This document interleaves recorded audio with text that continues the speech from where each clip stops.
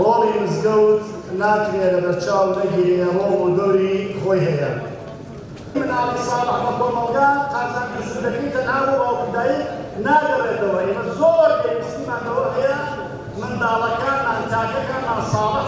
زمانە لێرە یەکمان بوو بیکەین بە هاوکاری هەموو خەڵکەکە. شکاوە گەر لە ژێرباری گوناها قامتم خۆ بە گیان و دڵ بە هیوای بەخشش و غوفرانتم دانەواز و بێمەلاز و بێنەوا و بێکەسم دەستی بێدەستیم بڵند کرد دەوایی خزمەتگوزاری لە زۆر بەخێر بێن بیرۆکەی ئەم هەوڵ و مزگەوتە لە مانگی 5 2023 دەستی پێ کرد ئەویش هۆکارەکەیەوە بوو کە هەستمان بە کرێنێ کرد لەم شارەیە بۆیە هەستان وەکو بنەماڵەی حاجی شەریفی حاجی کەریمی لیسووری برانماندا بتوانین دەست بەم پرۆژە بکەین و ئەرکێم پرۆژە بگەینە ئەستۆ خۆشبەختانە ئەمڕۆ لە خزمەتە میوانە بەرزانە توانیمان هۆڵەکە بکەینەوە لەگەڵ مزگەوتەکەیە کە ئەکاتە نزیکی 2 ساڵ ئەم پرۆژەیە لەسەر 1200 متر دووجا بنیات دراوە بە گوژمەی 525 میلیۆن دینار عێراقی کە بریتیە لە دوو هۆڵی پیاوان و هۆڵی ئافرەتان لەگەڵ مزگەوتێکە و کۆگایەک و چێشتخانەیەک. بەنایخوا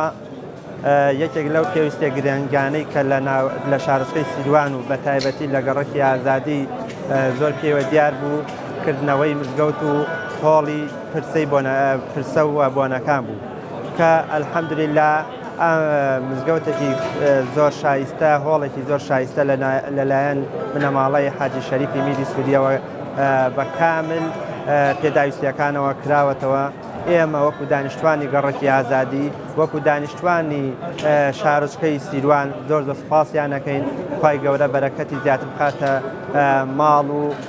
مناڵیانەوە زۆر سوپاسیانەکەین. بەڵا بە دڵنیاییەوە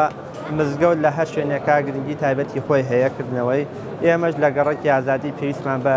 کردنەوەی مزگەوتێکی لەم شێوازە هەبوو چونکە مزگەوتی لێ بەڵام لەبەرەوەی کە گەڕەکی ئازادی بەرفراوانە لەم نێوەندەدا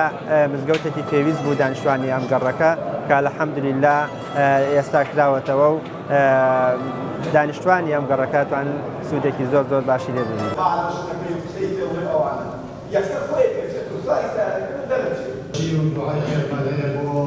بنەماڵەی کە حاجی شەریف میری سووری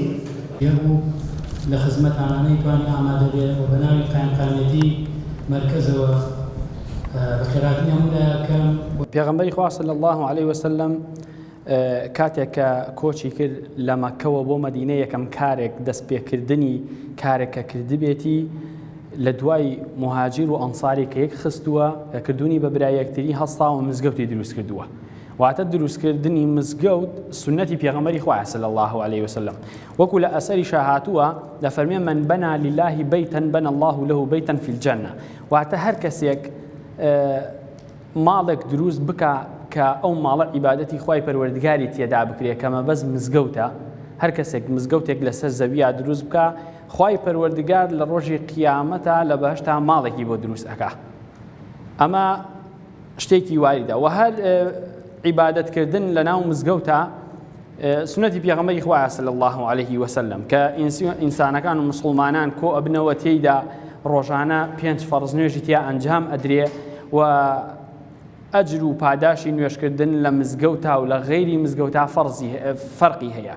هەروەکو چۆن پێغەمبەر صلی الله علیه وسلم ئاماژەی پێکردووە لە حەدیسی پیرۆز ئەفەرمێ پێغەمبەری خوا صلی الله علیه وسلم ئەگەر کەسێک نوێژ بکە یاخود جەماعەت بکە لە مزگەوتە 25 دەرەجە یاخود 27 دەرەجە 27 پلە خێرەکەی فەرقی هەیە. ئەمە لەبەر خاتی فەزڵ و گەورەی مەکانەکەیە جێگاکەیە کە مەسجودە کە ماڵی خوای پەروەردگارە.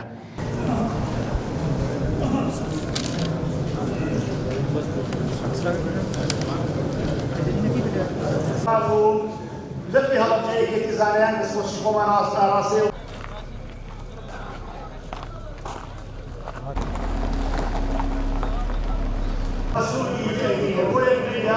إنسان يشي مزجوته يشي إلهي وفاقرسي أولا خلقي صالح خلقي ماش خلقي مسؤول تقديمكم وقامكي